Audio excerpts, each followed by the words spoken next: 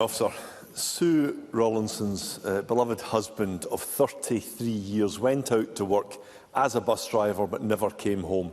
Keith Rollinson was violently attacked by a teenage thug and died in hospital. As he lay dying, Sue and her daughters were told not to touch him. She told me, "We weren't even allowed to hold his hand because the police said that it might contaminate the evidence."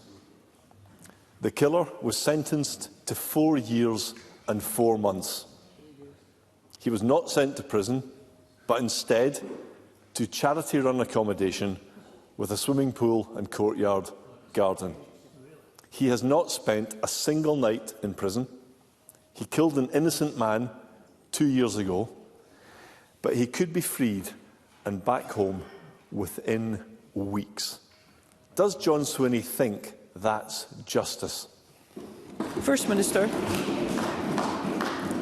President Officer, before I come on to the important point that Mr Findlay has raised with me, I would like to record my sadness at the death of Jean Freeman, who was one of my Cabinet colleagues as the Health Secretary, who served this Parliament and this country with distinction through many difficult and challenging moments in the COVID pandemic, but also contributed to enhancing Scotland with the design of our social security system. And I express my sympathies and those of the Government to her partner Susan and her friends and family on the loss of a magnificent woman taken from us all too suddenly and all too early in her life. In relation to, first of all, I want to express to Russell Findlay my understanding and appreciation of the depth of concern that he raises with me on behalf of Sue Rollinson.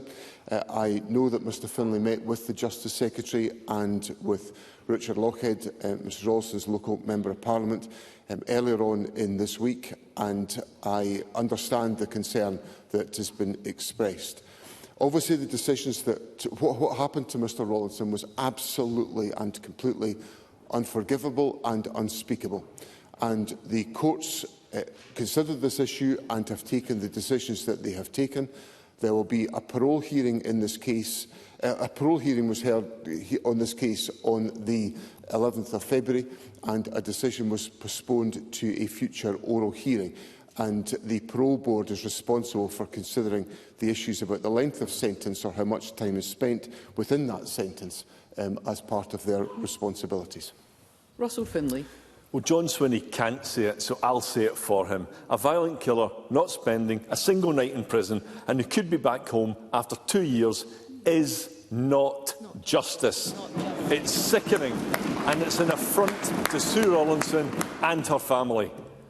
This killer was given a shockingly short sentence because of guidelines introduced by an SNP quango. Judges are told not to jail criminals aged up to 25 or to impose lighter sentences. These guidelines traumatise victims by treating murderers and rapists as if they are children. And this is all based on the nonsense belief that they are not mature enough to be responsible for their crimes. They are one of the many ways in which the SNP government has spent years weakening Scotland's justice system. For the sake of victims like Keith Rollinson, will John Swinney do the right thing and finally scrap these disgraceful guidelines? First Minister.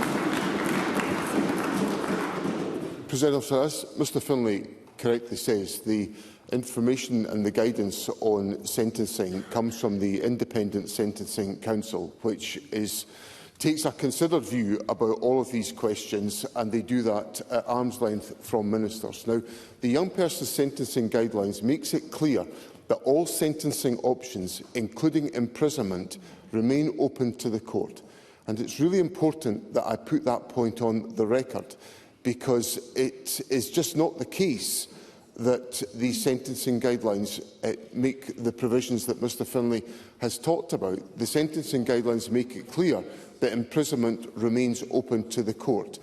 Now, these decisions on sentences are taken by the independent judiciary, and I think it's an important principle of our judicial system that the judiciary are able to operate independent of government, with the ability to exercise, as I set out, the full range of options, including imprisonment, that are open to the judiciary on such cases. Russell Findlay. My description of the SNP's sentencing guidelines was 100% accurate. Yeah. Keith Rollinson's killer previously attacked another bus driver, yet he was still allowed, after that, to keep his free bus pass. Our party has been campaigning for years to deny free travel from those who commit crimes and antisocial behaviour on the buses. John Swinney agreed to make this happen in May last year, but 9 months on, and it still hasn't happened because the SNP government has botched the legislation. Jim Fairley's shaking his head. He botched the legislation. Sue Rollinson is rightly furious that her husband's killer will still be entitled to a free bus pass when he gets out. Can John Swinney guarantee that this killer will have his bus pass removed and say exactly when this will happen? First Minister. The draft code, which will enable the decisions that Mr Findlay has talked about, will be put to was shared with the Parliamentary Committee that will scrutinise these issues on the 28th of January, and the statutory instrument is due to be debated at the Net Zero Energy and Transport Committee next Tuesday, the 17th of February.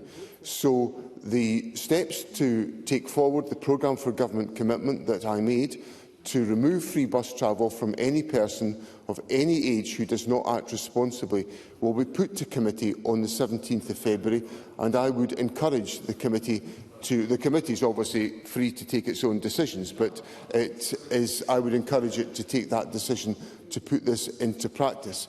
And obviously, as I said in my first answer, the question of whether the individual who was convicted of the crime in relation to Mr Rollinson will have his parole hearing determined at a future hearing of the parole board, and I therefore cannot give a definitive answer to the question of timescale because I don't know at what decision the parole board will take.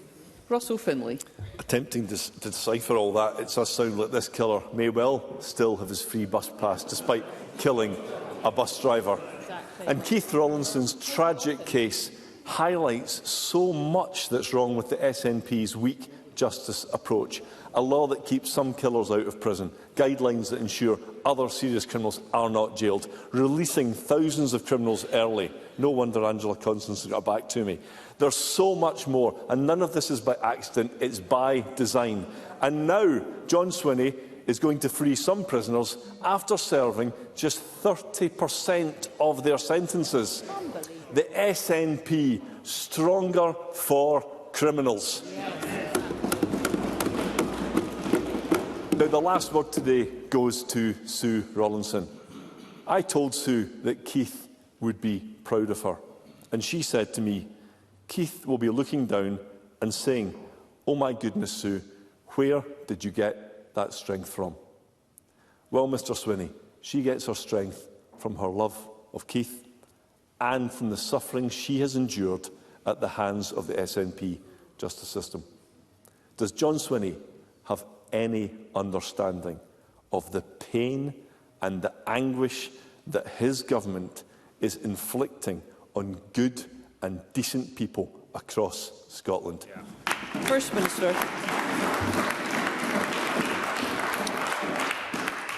Presiding Officer, I have every sympathy for Mrs Rollinson and what she has endured, and she and her husband should never have had to experience the awfulness of what they have experienced. And I can only express my sympathy to her, and I can also set out what is happening in relation to criminal justice in Scotland today.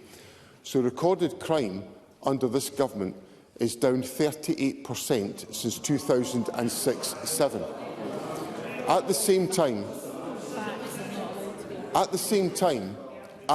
time, people are being sentenced for invariably longer periods of time in prison as a consequence of the success of the government as a consequence of the success of the government in Let's taking hear forward, one another.